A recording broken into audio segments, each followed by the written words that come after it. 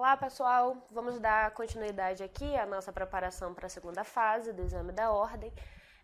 No nosso primeiro momento, o primeiro momento do nosso encontro, a gente focou em duas questões principais, eu trouxe para vocês algumas informações para a gente poder trabalhar e ficar um pouco mais tranquilo na preparação dessa segunda fase, que foi a questão de que agora a gente só tem uma matéria, para poder esgotar o assunto, para poder trabalhar direitinho, para estudar todas as peças, e também a questão de que nós temos agora, entre a primeira fase e a segunda fase, um intervalo de mais ou menos 1 mês e meio, 2 meses para poder se preparar. Além disso, como eu falei com vocês anteriormente, vamos para a prova tendo em mente a informação que a própria Fundação Getúlio Vargas passa para a gente, de que o maior índice de reprovação dos candidatos está na primeira fase. Então, essa segunda fase, que é uma fase que você vai estar trabalhando com a matéria que você tem uma afinidade maior, uma facilidade maior, vamos ter um pouco mais de tranquilidade para poder estudar e para poder encarar a prova, tá legal? Além disso, agora nessa segunda fase, nessa segunda etapa do nosso encontro, qual vai ser o foco? Agora a gente vai trabalhar com 2 pontos que são extremamente importantes. A gente vai procurar agora analisar o que é que você não pode levar para sua prova. A gente vai analisar, dentre o material que você pode levar para sua prova, que é o vade-mecum, como você pode usar esse material, como é que você vai marcar esse material para não dar margem para o fiscal recolher o seu material por bobeira, tá bom? E a gente vai ver também essa questão que eu acho muito legal a gente prestar atenção, como resolver a prova. Como eu falei para vocês, é uma tendência normal dos estudantes ficar tão preocupados com a peça processual e esquecer das questões discursivas. Então a gente vai ver aqui uma técnicazinha para a gente seguir na hora de resolver a prova, para não cair no erro de fazer uma peça processual fantástica e esquecer das questões. Como a gente viu, a gente precisa ter uma boa pontuação tanto na peça processual quanto nas questões, tá bom? Com relação ao material que a gente pode utilizar, Qual o material que é permitido? Bom, pessoal, a gente pode usar...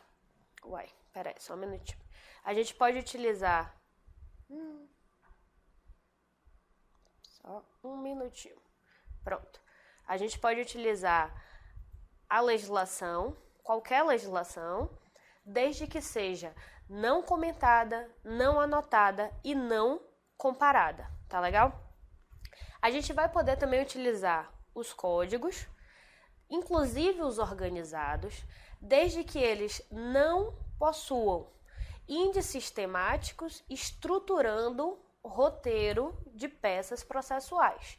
Aqui, pessoal, vamos ter bastante atenção, porque vocês vão perceber ao longo da nossa conversa agora sobre o material que é permitido e o material que não é permitido, que a banca examinadora está muito preocupada em evitar que você utilize material ou que você marque o seu material de forma a estruturar roteiro de peças. Óbvio, se o examinador está querendo saber se você tem condições de fazer uma peça de forma adequada, é óbvio que ele vai querer evitar que você faça qualquer tipo de pesca no seu código de forma a indicar a estruturação da peça. Então, vamos tomar bastante cuidado com isso.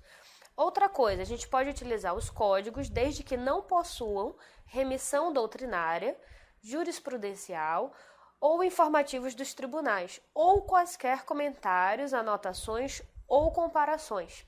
Então, vamos tomar cuidado com o material que a gente vai utilizar, certo? Além disso, o que mais que você pode levar para a sua prova? Você pode levar leis de introdução aos códigos, você pode levar instruções normativas, você pode levar, no seu código, fatalmente vai ter o índice remissivo e o índice sistemático. E notem, com relação a esses índices aqui, é interessante chamar a atenção que eles são bem legais se você estiver diante de alguma questão discursiva que você não tem a menor noção de para onde ir. Você pode procurar a palavra que está sendo mencionada lá naquela questão, descobrir o fundamento legal e, com base nisso, tentar estruturar uma resposta mínima, tá bom? Então, vamos marcar o índice remissivo, vamos marcar o índice sistemático, que são bons instrumentos para poder ajudar a gente na hora da resolução da prova. Você pode levar também exposições de motivos, você pode levar súmulas, enunciados e OJs. E aqui, é interessante chamar a atenção que a banca examinadora, ela própria no edital deixa claro que ela tem a pretensão de cobrar a posição majoritária dos tribunais. Então é muito legal não só você levar o seu código marcado no que diz respeito às súmulas, enunciados e OJs, como também é muito importante que você saiba usar, ou seja, você não vai chegar na prova e descobrir a pólvora olhando as súmulas, enunciados e OJs. Você tem que ir para a sua prova já tendo a noção do que está ali, como eu falei com vocês. Você pode usar também os regimentos internos e as resoluções dos tribunais, tá bom? Tudo isso você pode levar para sua prova. E aí a gente entra agora naquela questão que a gente tem que prestar atenção, que é o quê? Material proibido. Esse material proibido, pessoal, a gente tem que tomar muito cuidado, porque muitas vezes, por algum deslize seu, você pode levar Eu acho difícil você levar um material que seja proibido, mas você pode utilizar o seu código da forma que é proibida, como eu vou falar um pouquinho mais à frente. E se você fizer isso, como eu disse antes, o que vai acontecer? O examinador, o fiscal, ele pode recolher o seu código. Imagine você resolver a sua prova sem estar com o código na mão. Aí, meu filho, nem Rui Barbosa ia conseguir um negócio desse. Então, vamos tomar cuidado para a gente não vacilar e não ter o material recolhido, tá bom? Então, material proibido. Você não vai levar jurisprudência, você não vai levar anotações pessoais ou transcrições. As suas anotações pessoais são suas, não vai para a prova. Se for para a prova, o código é recolhido. Também você não vai levar aquelas velhas xerox que você usa na faculdade para estudar matéria. Deixe isso em casa. Você não vai levar isso para sua prova. E outra coisa, como eu falei anteriormente, você não pode levar códigos comentados, anotados, comparados ou com organização de índices temáticos estruturando, olha lá a preocupação de novo, roteiros de peças processuais. Então, muito cuidado na hora que você for marcar o seu código, você não vai fazer isso de forma a indicar a estrutura da peça. Aqui eu achei legal trazer exemplos da criatividade dos nossos alunos. Tá? Aqui é um exemplo que, inclusive, ficou muito comum comentar eles nos cursinhos, de uma tentativa de estruturação de peça. A gente tem aqui o artigo 282, com os requisitos da petição inicial, e aí o aluno achou que ele estaria de forma bem discreta aqui, ó, organizando a ordem a ser seguida na estruturação da petição inicial. Se o examinador, se o fiscal pegar o seu código com essa anotação, ele vai recolher na certa. Então, vamos tomar cuidado com o tipo de anotação que você vai fazer. Não adianta querer passar a perna no fiscal. Óbvio que você, dentro de uma sala com vários candidatos, você pode até pensar, vou correr o risco. Mas, pessoal, veja só. Se você parou, se você estudou, se você resolveu prova, se você assistiu aula do cursinho, se você está preparado, pelo amor de Deus, você não precisa disso, gente. Não precisa, é só ter tranquilidade. Vai chegar um ponto que de tanto escrever peça, você já vai saber isso aqui de qual é salteado. Então, não precisa usar esses artifícios. Outra coisa, como eu falei com vocês, código com anotações pessoais não pode. Apesar disso aqui ser proibido, eu trouxe esse exemplo aqui porque eu acho interessante chamar a atenção de vocês para uma coisa. Veja só. Isso aqui você não pode levar no dia da sua prova, certo? Mas eu acho legal, se você quiser. Olha que dica legal. Usa esses post-its aqui assim para você tá estudando. Eu, pelo menos, eu gosto muito de quando eu estou estudando, eu vou escrevendo para poder fixar a matéria. Escrevendo código também é legal. Só que não pode, você não vai poder levar para a prova o seu código escrito, né? Senão é passível de ser recolhido pelo examinador, certo? Pelo fiscal. Mas você pode usar, de repente, esses post-its. Eu achei legal, eu fiz isso. Você usa ele para anotar e fixar a ideia. Quando chegar na véspera da prova, que é um momento que você tem que relaxar, você tem que descansar. Quando chegar na sexta-feira, a prova é domingo, você pega a sexta-feira, pega seu código e sai recolhendo todos esses post-its aqui que estão dentro, né? Os maiores, amarelos, com suas anotações. Isso, além de você estar, obviamente, evitando que seu material seja recolhido, eu acho que é legal porque é uma excelente revisão, uma revisão leve que você faz. Você vai lá recolhendo, vai vendo suas anotações, vai vendo onde foi que você botou mais post-it, o que é que aquilo ali tem que te lembrar. Recolhe isso tudo, pronto, você está pronto para sua prova, você liberou o seu material para a prova, você usou o seu vade-mecum, você estudou por ele e você deixou ele adequado de ser utilizado na segunda fase sem ser recolhido pelo fiscal, tá bom? Ainda dentre esses materiais que são proibidos, né, que a banca proíbe você de utilizar, nós temos, óbvio, coisas óbvias, né, que vocês não vão fazer. Impressos da internet, informativo dos tribunais, livros de doutrina. Na minha época, pessoal, a gente podia fazer a prova levando livro de doutrina. Era uma loucura. Chegava a gente lá com 2, 3 malas de rodinha cheias de livro dentro. E aí você acha que isso, poxa, hoje em dia é muito mais difícil. Talvez, porque às vezes o candidato está tão ansioso que leva tanta coisa que chega na hora da prova, você quer ler tanto livro e você perde tempo. É como eu falei com vocês, 5 horas parece ser muito tempo, mas não é. É o tempo adequado para você resolver desde que você siga uma lógica, desde que você obedeça aquela estruturação que a gente vai trabalhar aqui. Então, muitas vezes o aluno chegava lá cheio de livro e se perdia, né? E aí resolver fazer uma ampla pesquisa na hora da prova, complicava, tá? Dicionários também não são permitidos.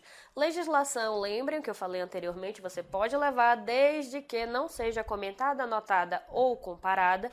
E as súmulas, enunciados e OJs você pode levar desde que não sejam comentados, anotados ou comparados, beleza? Então, assim, o que é que você tem, assim, qual vai ser o seu livro sagrado para a segunda fase? O Vademecum, pessoal. O Vademecum vai ser, você vai acordar com ele, você vai dormir com ele, você vai pro trabalho com ele, dorme agarrado com ele, faz tudo com ele. Junta, agarra seu Vademecum com todas as forças. E aí vamos prestar atenção em algumas coisas, né? O Vademecum que você vai utilizar, atualizado, pessoal. Vamos procurar uma edição atualizada, o mais atualizado que você conseguir. Outra coisa, você vai levar para a sua prova o que você usou no seu estudo. E aí é que é legal aquela dica que eu dei para vocês de usar o post-it para fazer suas anotações e na véspera da prova você recolhe esse post-it. Agora, por que levar o que você usou no seu estudo? Porque, pessoal, na hora da prova, você tem que estar muito familiarizado com o seu Vademecum. Você tem que saber as marcações que tem ali dentro, você tem que saber o que cada indicação ali que você fez de post-it colorido, o que é que significa. Então, vamos levar para a prova o que você usou para estudar. Você não vai adquirir na véspera da prova, vai ficar lá enlouquecido tentando se localizar. Às vezes até uma palavra que você sublinhou já é suficiente para ajudar você a se lembrar o que você estava estudando naquela hora. Então o Vademecum que você vai usar na hora da sua prova é o que você utilizou para os seus estudos, tá bom? E uma outra coisa importante, isso aqui é muito importante. Quando você for fazer sua prova, você vai levar o Vademecum normal, o geral, que a gente tem ao longo da faculdade, e leva também, gente, leva um específico. Leva um específico da sua área. Por quê? Porque os códigos específicos de cada área vai ter a parte da legislação específica muito mais completa, que o Vademecum não vai ter. Então, se você for fazer, por exemplo, tributário tem uma série de leis que são importantes para você encarar essa segunda fase. Leva um código específico que vai ter lá uma legislação disposta de uma forma a facilitar a sua prova, facilitar o desenvolvimento da sua prova, tá bom? E aí, tudo bem. A gente sabe agora que a gente vai levar um Vademecum que a gente usou para estudar. A gente sabe que esse Vademecum tem que estar atualizado, certo? Agora a gente vai ver como a gente vai marcar ele. E aqui, pessoal, vamos ter racionalidade na hora de marcar o nosso código. Porque tem códigos que são verdadeiros carnavais. Se isso te ajudar de alguma forma, ok. Mas não vamos entrar na loucura de sair marcando tudo, porque senão vai chegar na hora você não vai saber nem mais o que está acontecendo ali. Eu já vi gente, se isso funcionar para você, ok. Mas existem alunos que além das marcações tradicionais nas laterais, além das marcações em cima, que às vezes facilita, vai até embaixo. Então o Vademecum fica um negócio que você não consegue nem manejar direito, de tanto post-it que tem ali dentro. Então vamos fazer marcações que facilitem a resolução da prova e não que dificultem sua vida, com papel caindo para tudo quanto é lado, tá bom? Então vamos lá. O que é que o nosso edital permite, né? O que é que ele facilita, o que é que ele deixa a gente usar para facilitar a nossa vida? A gente pode usar marca-texto, né? Se quiser pintar o seu código todo lá para facilitar, pode marcar. A gente pode usar traço ou simples remissão a artigos de lei. Essa parte aqui, gente, de remissão a artigos de lei, mais ali para frente, eu vou chamar a atenção de vocês, porque muita gente fica tentando dar uma desperto e acaba se prejudicando. Remissão a artigo de lei é remissão simples. Você não pode tentar estruturar uma peça baseada nessas remissões. Mais para frente eu vou falar direitinho para vocês como é que é. Você pode separar o seu código por clipes ou por cores, né? Você pode pegar aqueles post-its coloridos e utilizar para identificar cada lei, cada seção. Agora, uma coisa que é importante chamar a atenção. Se você utilizar aqueles post-its coloridinhos, você não pode fazer anotação manuscrita. Vamos prestar atenção aqui, ó. Eu trouxe um exemplo aqui para facilitar o entendimento. Vamos ver aqui, ó. Esse código, pessoal, ó, tá todo anotado, tá todo marcado aqui com o marcadorzinho próprio, certo? Notem que nenhuma dessas marcações tem nada escrito. O candidato não escreveu, ele não identificou aqui, ele não escreveu aqui, ó, lei 7343 ou 47. Ele não escreveu aqui, ó.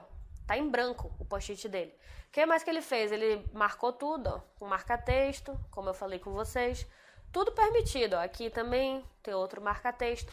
Você não pode escrever nesse post-it aqui, nesse marcador, que não é aquele que já vem pronto, de fábrica. Então, assim, não caiam nesse erro de querer identificar nesse post-it a lei. Nesse post-it você não pode fazer isso. Com relação à remissão a artigos, você lembra que eu falei com vocês, ó, mais à frente eu vou chamar a atenção. Por quê, gente? Porque muitas vezes, achando que está fazendo a remissão, o candidato faz besteira. Então, assim, você pode fazer remissão a artigo, você pode estar no artigo e falar vide artigo tal, pode. Desde que seja para referenciar assuntos isolados e não articulem estrutura de nenhuma peça jurídica. Você lembra que eu falei com vocês? Eu falei, gente, agora que a gente vai ver o que é permitido, o que é proibido, vocês vão ver que a grande preocupação do examinador é que vocês não articulem a estrutura da peça jurídica. Não pode ter essa, entre aspas, pesquinha no seu código. E também, outra coisa que às vezes o candidato não presta atenção, gente. Qualquer remissão a artigo que você queira fazer, você vai fazer no corpo do seu código. Você vai pegar lá o artigo que você quer e escrever à mão. Você não pode usar o post-it para fazer isso, porque é considerado anotação, certo? Para a gente entender melhor o que eu estou falando, por exemplo, esse aqui, ó, é o exemplo clássico, que você vai virar e falar assim, mas isso eu estou fazendo só remissão à lei. Não, você não tá. Por quê? Porque você está pegando aqui, ó, o artigo referente a mandado de segurança, você está fazendo menção à lei do mandado de segurança e ao artigo 5º, que fala das hipóteses de não cabimento do mandado de segurança, e aqui é uma súmula do STF, que fala sobre a competência do STF para julgar o mandado de segurança. Isso aqui, gente, é considerado estruturação de peça. Então, o que eu acho é o seguinte, se você está vendo aqui o artigo quer fazer menção à lei do mandado de segurança, muitas vezes você nem vai precisar, porque no próprio código já vai ter escrito isso. Mas se quiser, escreve, evita botar artigo, para não dar margem a considerarem que você está estruturando uma peça, tá bom? Uma outra dica aqui, ó, que eu chamei a atenção a vocês. Se vocês quiserem fazer remissão a artigos de lei, você tem que fazer no corpo do código. Você não pode usar o post-it aqui, ó, como está sendo utilizado, ó. Você não pode usar isso aqui para poder fazer a sua marcação. Se você pegar exatamente o que está aqui, só que escrever no código, ok. Do jeito que está aqui, é considerado anotação, é considerado comentário, que a gente falou que não pode. Aquele exemplo que eu dei antes do post-it amarelo, que estava ali as anotações do estudo. Então, vamos prestar atenção, tá? E aí, lembra que eu falei com vocês, você pode usar ou aquele marcador próprio, que não tem só coloridinho, que eu mostrei antes, ou você pode usar os separadores de códigos fabricados pelas editoras. E eu aconselho, se você puder, eles são um pouco mais caros, mas eu acho que eles facilitam muito mais a estruturação do código, certo? Esse tipo de separador e de marcador, ele pode ser utilizado, certo? Aí aqui também tem, ó, desde que com impressão que contenha simples remissão a ramos do direito ou às leis. Desculpa. Mas aí você pode utilizar esses marcadores, que são aqueles que a gente conhece, ó, que a maioria do pessoal já usou, já viu na faculdade. Isso aqui costuma facilitar muito a vida da gente, ao contrário dos outros que você não vai poder escrever, tá bom? Parece meio estranho, mas é a regra que está no edital, manda quem pode, obedece quem tem juízo. Então, optem, se puderem, por esse tipo de marcador, porque eu acho que facilita mais a vida da gente. Aí, feito esses esclarecimentos, você sabe que você pode levar o seu vademecum, um código específico da sua área, você sabe como marcar o seu vademecum, está todo pronto, relaxou, chegou lá na véspera da prova, tirou tudo que tem de anotação sua de dentro do código, fez sua revisão, chegou a hora da prova. O que é que eu faço nessa hora? Bom, vamos lá. Primeira coisa, pessoal, respira, como eu sempre falo, bateu o pânico, respira. E vamos prestar atenção. Aqui eu vou trazer para vocês, nessa parte aqui de técnica, o que é que eu vou trazer aqui? Eu vou trazer, gente, alguns erros que a pessoa comete, muitas vezes pelo nervosismo, porque vocês vão ver que são coisas simples isso aqui. Mas isso aqui, esses itens que eu vou trazer para vocês, pode gerar, pode fazer com que o candidato zere a questão dele. Então, muita atenção na hora que vocês forem responder a prova de vocês. Então, o que é que vocês vão ter que prestar atenção? Vamos fazer, como eu falei antes, pessoal, a letra legível. Letra legível, lembrando que não é necessariamente uma letra desenhada, uma letra bonitinha. Letra legível é a letra compreensível. Vamos pensar que seu examinador está corrigindo um monte de prova, então vamos facilitar a vida dele. Vamos escrever uma prova que seja fácil a leitura, né? Para poder você conseguir o máximo de pontos possíveis ali dentro daquela questão, tá bom? Outra coisa, indicar na folha de resposta o item que está sendo resolvido. O que é que significa isso, gente? Cada folha de resposta corresponde a uma questão específica, certo? Na hora do nervosismo, você tem que prestar atenção. Para você, é muito simples isso aqui. Você não pode pegar a folha de resposta da questão 2 e responder a questão 4. Ponto 1. Você não pode fazer isso. Aí você fala, poxa, tá falando óbvio. Pode ser o óbvio, pessoal. Mas acontece, como eu falei com vocês, na hora do nervosismo, a gente vai escrevendo de qualquer forma. Se você se atrapalhar em termos de tempo de prova, chega uma hora que você não está raciocinando. Então, vamos tomar cuidado. A folha de resposta da questão 1, você responde a questão 1. E outra coisa, se a sua questão estiver dividida em itens, item A, item B, também, gente, vamos colocar o item que está sendo respondido, né? Então, respeitar a ordem de transcrição. Se você está respondendo a questão 1, tem que ser na folha da questão 1. E se a questão 1 tem letra A e letra B, indique qual item que você está respondendo, item A ou item B. Se você não fizer isso, parece besteira, mas se você responder trocado, o seu examinador ele não vai ter a boa vontade não, de identificar que na realidade você botou B, mas quis dizer A, ele vai zerar aquele seu item. Então vamos prestar atenção para não perder ponto por besteira, tá bom?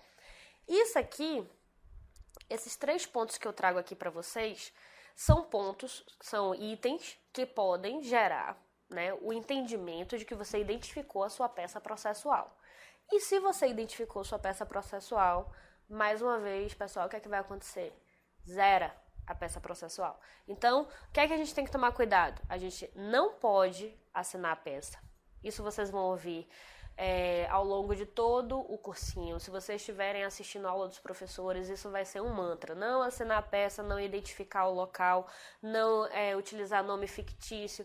É simples, gente. Não assinar a peça. Você vai colocar só advogado. Não vai botar João, José, Maria, porque qualquer coisa pode ser entendido como identificação da peça.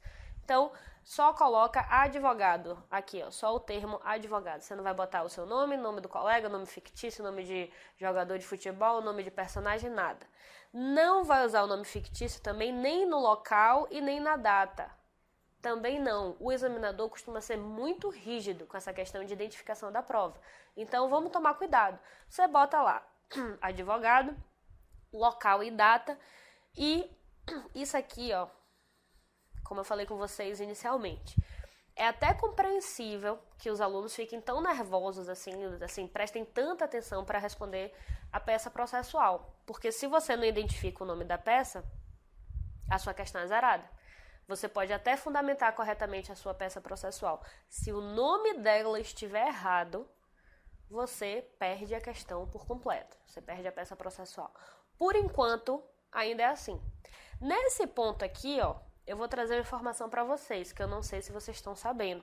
Recentemente, agora no início de abril, na semana passada, saiu uma notícia que a OAB ia prever a possibilidade de que no próximo exame, no 20º exame da ordem, a questão da peça processual indicasse qual é a peça processual. Então, você pegaria lá a questão e falaria, faça um mandado de segurança que seja adequado para tratar da questão abaixo. Isso, gente, ia facilitar muito a vida da gente, né? Porque você não ia ter aquela tensão de ter que identificar e não errar a peça, etc. Porém, essa notícia que saiu há pouco tempo, que foi festejada por todo mundo, chegou recentemente uma notícia de que ela ainda está sendo estudada para ver se vai ser implementada ou não. É uma possibilidade, mas enquanto ela não acontece, a gente vai trabalhar com a ideia de que a identificação do nome da peça é essencial, certo? Apesar disso não ser, como a gente sabe, nenhum dos requisitos exigidos para uma peça na vida real, né, para valer, no exame da ordem, o examinador quer que isso seja indicado, então você vai fazer o que ele quer, né? Aquela história, manda quem pode, obedece quem tem juízo. E aqui a gente chega num ponto, pessoal, muito legal, muito importante, que é a ordem de resolução da nossa prova. Como eu falei com vocês, a gente acha que 5 horas é muito, mas é o que eu falei. Para a gente fazer a peça, para a gente resolver as questões, esse tempo ele é um tempo suficiente. Não vamos dizer que ele é ideal, ele é suficiente. Você consegue resolver sua prova desde que se organize. E aqui, gente, uma coisa interessante. Muita gente, como eu falei com vocês, tem o foco na peça.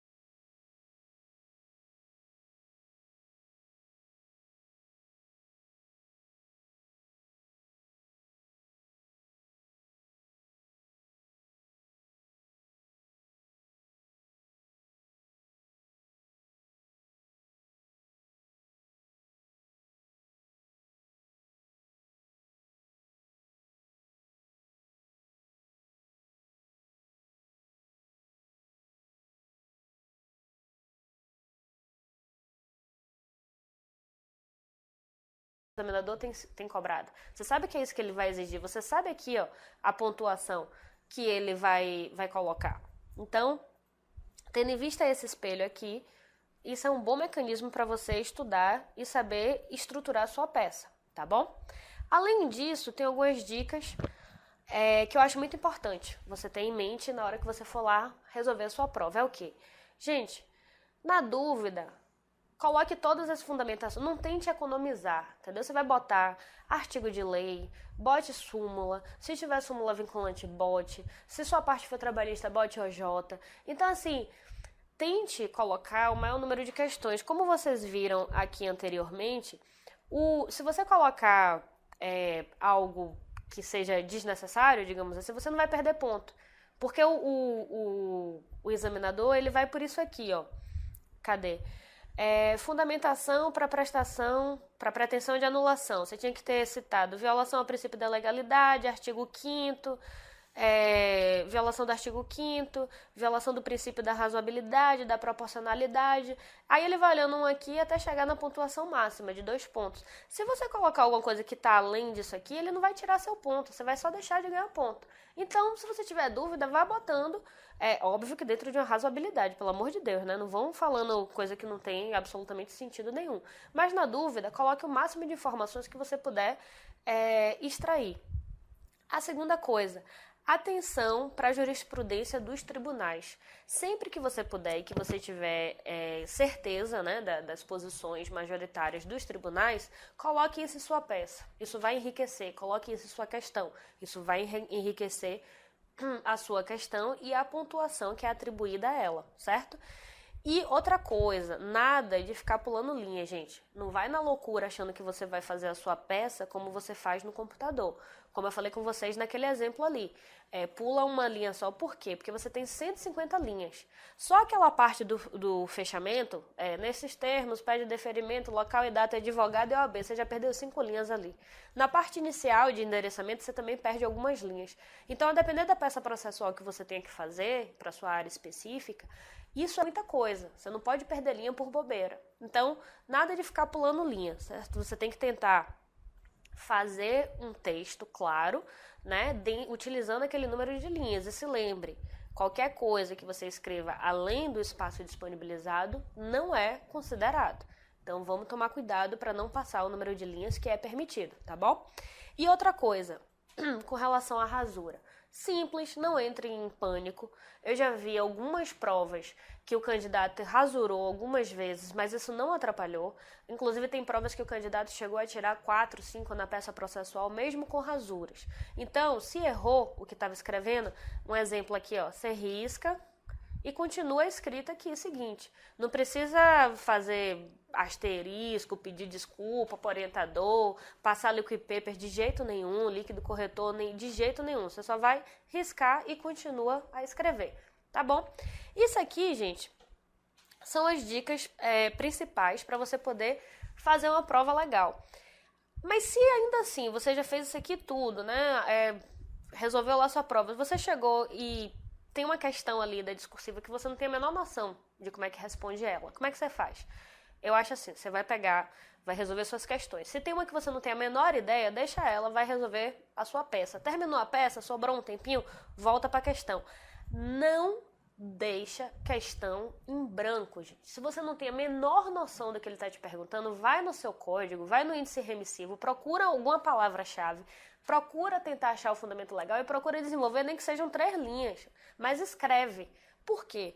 Porque em último caso, se você ficar com, sei lá, 5,75, você ainda tem essa questão aqui que você cavou lá do fundo do seu cérebro, das entranhas de seu código. Você ainda pode usar essa questão para um futuro recurso. Então, assim, não deixe nada em branco. O máximo que pode acontecer é se o examinador olhar ali o que você tentou resolver e dar errado, tudo bem, ele pode te dar 0 ali, mas no recurso você pode cavar 2 décimos, você pode cavar 3 décimos. Então, não deixa nada em branco, tá bom? Porque se você deixa a sua prova alguma questão em branco, você diminui suas chances, tá? Numa futura necessidade de recurso. Bom, essas são as dicas principais que eu queria passar para vocês. Eu acho que nessa segunda fase a gente pode ter um pouco mais de tranquilidade. Vocês viram que os pontos que podem zerar uma prova, né, zerar a sua questão, são pontos bobos, são pontos que se a gente prestar atenção, assistindo essa aula já é suficiente para você não zerar nenhuma questão por bobeira. E em relação ao conteúdo programático, como eu falei com vocês estão agora trabalhando com uma matéria que vocês têm mais afinidade, então assim, é um pouco mais tranquilo a gente trabalhar agora nessa segunda fase, tá bom? Se vocês precisarem de uma ajuda no estudo, nós aqui do Aprova Online, a gente preparou todo o direcionamento do curso para essa segunda fase. Nós temos professores que estão trabalhando não só a parte processual, como a parte material para treinar vocês, para vocês irem super afiados para essa segunda fase. Então, nós estamos aqui disponíveis para ajudar vocês no que for preciso. A parte de coaching também, se vocês acharem que precisam de um acompanhamento mais individualizado, existe essa previsão do coaching individualizado. Essa aula aqui é uma aula ampla para poder ajudar todos os alunos de uma forma geral, mas se você tiver uma dificuldade mais específica, nós também temos essa disposição, eu estou à disposição para ajudar cada um. E em último caso, gente, só uma última coisinha que eu vou falar para vocês não desanimarem. Pensem, você que está indo agora para a segunda fase pela primeira vez, pessoal, pense que se tudo der errado, você que está indo fazer essa segunda fase agora pela primeira vez, se tudo der errado, pensem que pelo menos tem aquela possibilidade da repescagem. Vocês podem fazer no próximo exame, que acontece em média daqui a 4 meses, o intervalo entre um exame e outro é de 4 meses, vocês podem repetir a segunda fase. E aí eu acho interessante, se vocês não tiverem êxito nessa segunda fase, tentar identificar se o erro se a dificuldade maior foi de estudo ou se a dificuldade maior foi em relação à matéria escolhida. Porque a matéria que você escolhe para a segunda fase tem que ser uma matéria que você tenha afinidade ou que no mínimo você já trabalhou, porque com isso o seu estudo vai ser facilitado. Se você escolheu a matéria baseada em indicação de colega, baseada em indicação de que não escolhe essa matéria não porque tem muita peça, então assim, pensa um pouquinho qual foi a dificuldade que você teve, para com base nisso você se reestruturar e encarar novamente a segunda fase no próximo exame, tá bom? Se por acaso você está dentro da repescagem fazendo a segunda fase pela segunda vez e não conseguir êxito, gente, pense que se você passou uma vez na primeira fase, você vai passar de novo. Novamente, talvez você precise de um acompanhamento e novamente nós aqui da Aprova Online estamos à disposição para ajudar vocês, tá bom? Espero que vocês tenham gostado da aula, espero que as dicas sejam úteis para vocês e eu espero em breve poder ver todo mundo já com a carteirinha lá, com a aprovação garantida, tá bom? Um grande abraço e boa sorte para todos!